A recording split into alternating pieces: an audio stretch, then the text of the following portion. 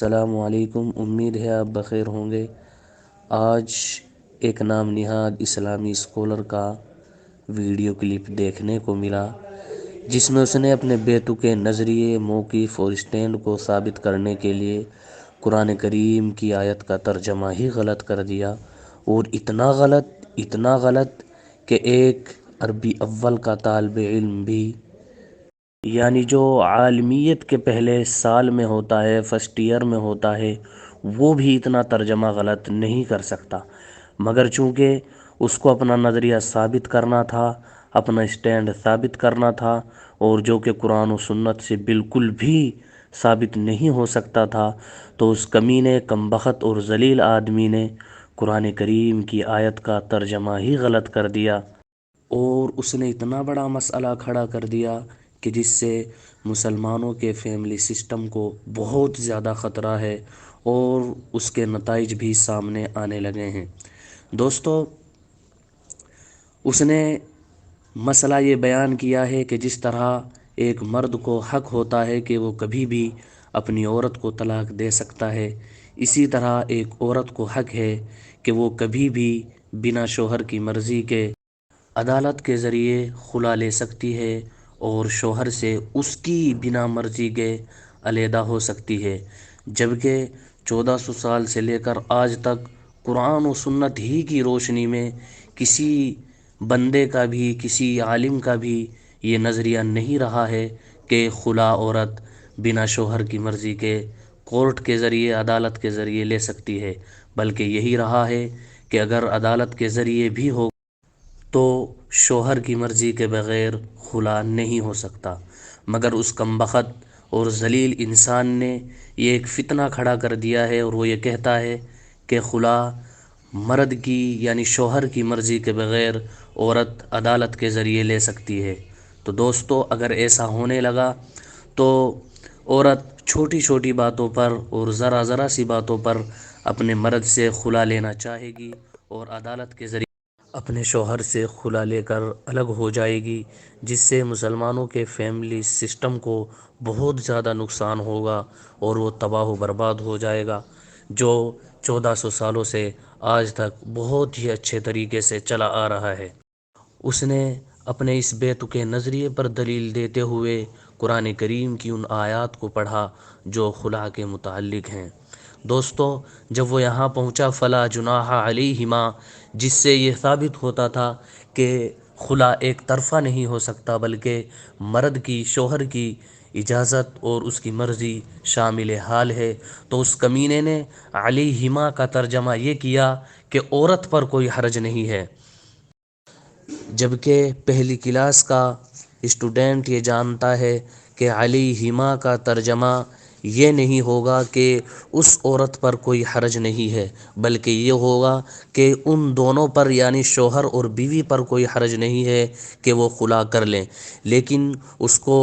اپنا مقدمہ ثابت کرنا تھا اور دلیل دینی تھی، تو اس کمبخت اور کمینے انسان نے علیہما کا ترجمہ یہ کیا کہ اس عورت پر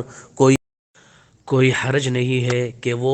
اپنے شوہر کو کچھ فدیہ دے کر بنا اس کی اجازت کے، بنا اس کی پرمیشن اور رضامندی کے خلا لے سکتی ہے۔ دوستو، یہ قرآن کریم میں بہت بڑی تحریف، بہت بڑی تبدیلی اور چینجنگ ہے، اور خیانت ہے قرآن کریم کے ساتھ کہ اس کا ترجمہ اتنا زیادہ غلط کیا گیا کہ جس سے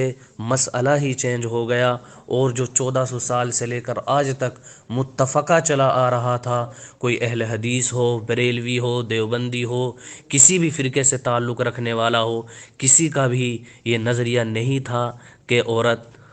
بنا شوہر کی رضامندی کے اس سے الگ ہو سکتی ہے، اس سے خلا لے سکتی ہے۔ دوستو، اس نے قرآن کریم کے ساتھ تحریف کی، تبدیلی کی، اور پھر جب وہ حدیث سے دلائل دینے لگا تو اس نے حدیث کو بھی آدھا بیان کیا، اور گویا کہ اس نے اپنا مقدمہ ثابت کرنے کی کوشش کی، مگر کر نہ سکا۔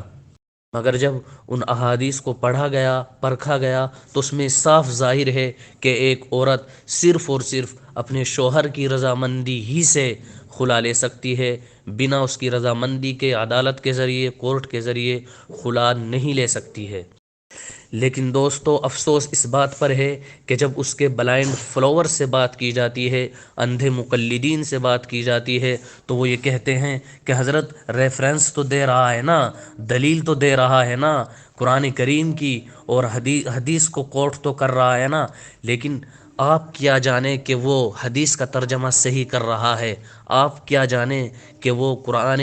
کریم کی آیت کا ترجمہ صحیح کر رہا ہے۔ آپ کی تو حالت یہ ہے کہ حدیث کا ترجمہ اور اس کا مطلب اور اس کی تشریح سمجھنا تو دور، قرآن کریم کو صحیح طرح پڑھنا بھی نہیں جانتے ہیں۔ یہ میرا خود کا تجربہ ہے۔ ایک اس کے بلائنڈ فالوور سے میری ملاقات ہوئی، وہ بات کر رہا تھا قرآن کو سمجھنے کی، حدیث کو سمجھنے کی، لیکن جب میں نے اس کا قرآن سنا تو اس کے قرآن کی وہ صورتیں جو نمازوں میں پڑھی جاتی ہیں وہ بھی صحیح نہیں ہیں۔ تو بتاؤ ایک ایسا بندہ کیسے قرآن کو سمجھ سکتا ہے؟ دوستو یہ ایک ایسا مسئلہ تھا جو 1400 سال سے لے کر آج تک متفق چلا آ رہا تھا کہ عورت بنا شوہر کی اجازت کے خلا نہیں لے سکتی ہے، مگر اس کمینے نے، کمبخت انسان نے اس میں بھی اختلاف ڈال دیا جو بالکل قرآن و سنت کے اگینسٹ ہے، منافی ہے۔ مگر اس کے جو بلائنڈ فالوورز ہیں وہ اب بھی یہی کہہ رہے ہیں کہ ہمارا بابا بالکل صحیح کہہ رہا ہے، بالکل درست کہہ رہا ہے۔ شاید میں نے کچھ الفاظ سخت استعمال کیے ہوں، مگر اس کی وجہ یہی ہے کہ قرآن کریم میں تحریف کی، حدیث کے مطلب میں تحریف کی، حدیث کو ادھورا بیان کیا گیا، اور پھر اس سے اتنا بڑا نقصان ہونے والا ہے کہ وہ لوگ جو آج شادی شدہ ہیں اور اس کے فالوورز ہیں، اگر ان کی بیویوں کو پتہ چلے تو وہ آج ہی ان سے خلا لے لے اور وہ رنڈوے پھریں۔ دوستو یہ آڈیو مولانا عبدالقادر قاسمی کے واٹس ایپ اسٹیٹس سے سیو کی ہوئی ہے۔ آپ سے گزارش ہے کہ اگر آپ کو یہ مفید ثابت ہوئی ہو، آپ کو پسند آئی ہو، بلکہ آنی چاہیے، تو اپنے دوستوں کو، اپنے فرینڈز کو، اور خاص طور سے ان لوگوں کو جو اس کے فالوورز ہیں ان کو شیئر کیجئے، اور اگر آپ ہمارے چینل پر نئے ہیں تو چینل کو سبسکرائب کیجئے، ویڈیو کو لائک کیجئے، کمنٹ کیجئے، اور بیل آئیکن کو پریس کرنا بالکل بھی نہ بھولیں۔